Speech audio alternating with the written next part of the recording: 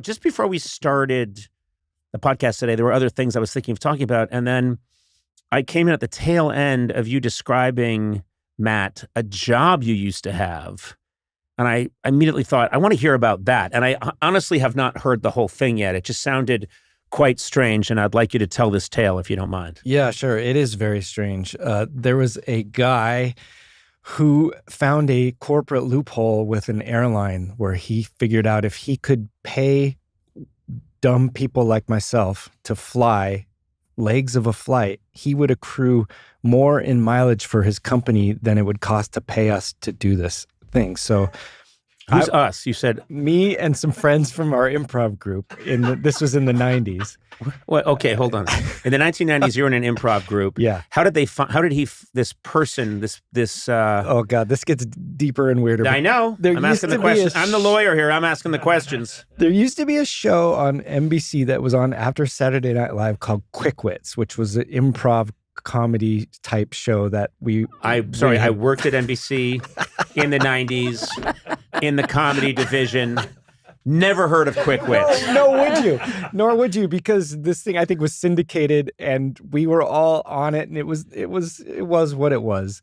And maybe Kwik Witz wasn't doing well enough that he figured out he had to somehow scam an airline. I don't know. He was a very nice guy, but he paid a bunch of us in this group. And he was associated with the show. He was a producer on the show. Okay.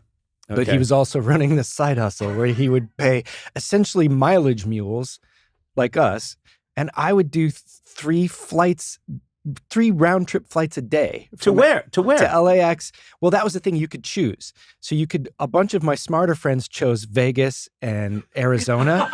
I chose San Francisco along with my buddy Jeremy, just thinking, it's cooler up there, but you get fogged in up there. So we couldn't even complete all of our flights each day. So you're flying LAX to San Francisco. Yeah, 3 times back and forth. 3 times in a day. We'd get off the plane and get right back on the same plane, and the flight attendants would look at us like we were drug mules or something. Well, you may have been drug mules. Well, we were handed these things. Did he ever put you to sleep, and then when you woke up, you felt something in your bottom? Yeah, but that's most nights. Okay, so Kwik Witz. So many questions.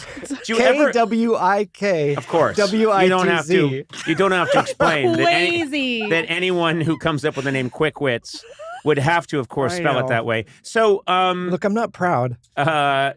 Okay. Did you ever suspect, because I never saw this show and I worked at the fucking network, did you ever suspect that there was no show and this was just a trick to get you to be mileage mules? I'm suspecting it now. I think this person literally said, I want to get as much mileage as I can. So I'm going to pretend there's a TV show, hire 8 improv people. And then your improv game was fly on an airline 3 times a day. I don't know what to say other than the airline figured this was happening, figured it out. And they got into a big argument. And eventually, the other thing is, you had to pitch a quota amount that you would do. And if you didn't do that amount, you had to pay a penalty. You had to pay him? You had to pay him. Uh-huh. So if you didn't meet your quota, you had to pay him money as a penalty. Yeah. Okay. Now is the crucial question. How much money did you get paid to say, go to the airport, wait in line, go through security, get on the plane, fly LA to San Francisco, get off the plane, then wait around for the next plane, get on, fly back. How much did you get per flight? We got $50 per flight.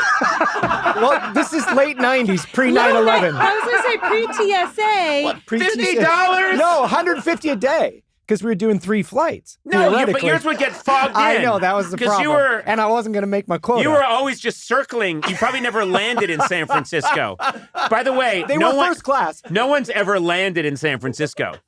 These were first class. They were, but it's those little Airbuses, so that almost doesn't even matter. No, there's no first class on the Airbus. No. Did you try and eat a lot of free snacks and stuff? You just get peanuts. That's it, I mean, I had a nice time with my buddy, Jeremy. We became best friends because of this. But then they got into an argument, the airline and this guy. Were you, how do you know this? He told you? We found out because most of us were not going to make our quotas by this deadline. And luckily, the airline and he settled for some amount and we didn't have to finish our quotas. He then went and wrote a book, I think like a self-published book about it that's maybe on Amazon or something. Okay. Has this guy continued to flourish in show business? I don't think so.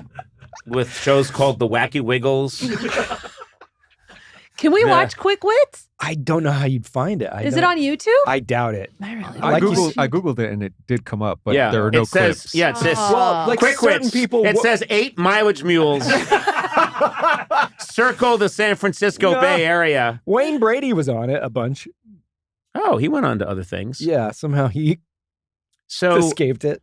Ready for another Host at Home, Adam's Archives. Oh, God. Here we go. Yes. We know that this is an ordinary walking cane, but what does it become in the hands of Wayne Brady and Corey Rouse? Put your hands together for a funny comedian, Emmanuel Lewis. Ooh, I like to do my impersonation of Gary Coleman. What you talking about, Willis? Oh, boy. By the way, none of this was improvised. Wait, where are you? I'm not in this episode. It changed every... You're not even in the... Oh, because you're... Oh. Your plane is circling. I'm 10,000 miles above San Francisco. Who did you recognize someone? That was, she's in Marvelous Mrs. Maisel. Yeah, see? What was her name? I love her. Oh, look. Okay. Comedy. Kwik Witz. Never seen this. No, why would you have? It was on at like 2 a.m. And by the way, it's presented as improv. Everything was written. Hi, I'm Jillian Hamilton, and we call our show Kwik Witz because we have 4 quick-witted professionals who are competing to make you laugh. Let's meet the teams. Hey, ladies. And girls team. I love it. Yes. What's your guys' team name today? We are the Home Wreckers. Alex Borstein. Okay, can I ask a question? Yeah. You're saying that everyone I'm looking at right now was flying... No. No, Wayne Brady was not doing this. Alex Borstein, How did they get out of it? I don't know. He just went. I was part of an improv group that did this, and a lot of the people in the improv group were also on Kwik Witz, and we knew him because he ran it. But Were you ever on Kwik Witz? Yeah, You appeared on camera. Yes. And you were doing this at the same time that you were flying around to earn Roughly, this. I don't remember. Yeah, somewhere around It's there. all a blur. Yeah. That's fun. It's that's unbelievable. And it's just insane to me. I guess it's not illegal what this guy was doing. I don't think so, but it was something shady about it that they settled with him outside. There's something shady about it. Hey, you kids, go jump on an airplane. I'll give you 50 to nowhere. I'll give you $50. I did feel like exploited for sure, but in the most like innocent way, it could have gone a lot worse. We all did things for a buck. Well, Sona, do you want to go ahead? No, I'm, just we did things. Yeah. What did we do? We did. We flew to San Francisco 3 times a day. Oh, but no, what did you do? That's right. No, you did not. No. That was you. No, we did it. We're okay. Okay. You don't want to hear about we don't want to hear about it. I did like a thing for the National Association of Music Vendors. And is this like pre any kind of exposure and fame? Yeah, I'm just getting started in the business. I'm writing for not necessarily the news, and someone saw me at an improv show and said, "You're funny. We'll pay you some money if you can get yourself." It was like an hour and 40-minute drive out of LA to this weird structure where they shot videos of how to sell. They wanted to teach you how to sell musical instruments and how not to sell musical instruments. Oh, man. And what I realized later on is they wanted to hire an improviser because they didn't want to hire a writer. Mm. And so they would just say, a real handsome guy would come out and say, the one thing you don't want to be is the know-it-all salesman like this guy. Oh. And then I would just be behind a counter and say, well, if you're going to get a synthesizer, you don't want the Moog R23. Let me tell you why. And I would just make up all this stuff, and the customer would go, yeesh, too much information. And the handsome guy would go, now let's try that again, and let's have this guy, listen more than he talks. So I did that, and I have it somewhere. It's in my parents' house up in the attic on 3/4-inch tape. Do you remember what 3/4-inch tape was like? A giant brick. We should bring these in because I think I have a DVD copy of Kwik Witz. I would have to. We would have to build that machine that could play. We could get this stupid tape of mine. Yeah. We should have a segment where all three of us bring in our most embarrassing thing. Do you have anything embarrassed captured on tape? I have 28 years. I know. I don't think 5 nights a week. I don't think I do. I've only been on TV with Conan, but when I was in second grade, I was in the opening credits for a show. It was a legal drama, and there's a quick shot of me saying the Pledge of Allegiance. I love this. Oh, that's great. Yeah. I would love to see that. But I don't even remember the show. But you know what? I want to see that. I want to see you in a Kwik Witz. And what I really remember fondly, more than anything I did, was the opening of the video has that kind of late 80s, it's space. Oh, yeah. And cubes spinning that have an image on each side of the cube showing different parts of what you're going to see in the video, and like, welcome to the and you know, like twee twee twee, and I just thought we gotta find this. I gotta find it. I've been on a million game shows, and then I also won a national toilet flushing sound effect contest once, and was all over like national. People from all over the country did this? This is just... Is this a noise you could make with your mouth? It's a noise I did make with my mouth, and I'm not going to do again because that's not what won me the competition.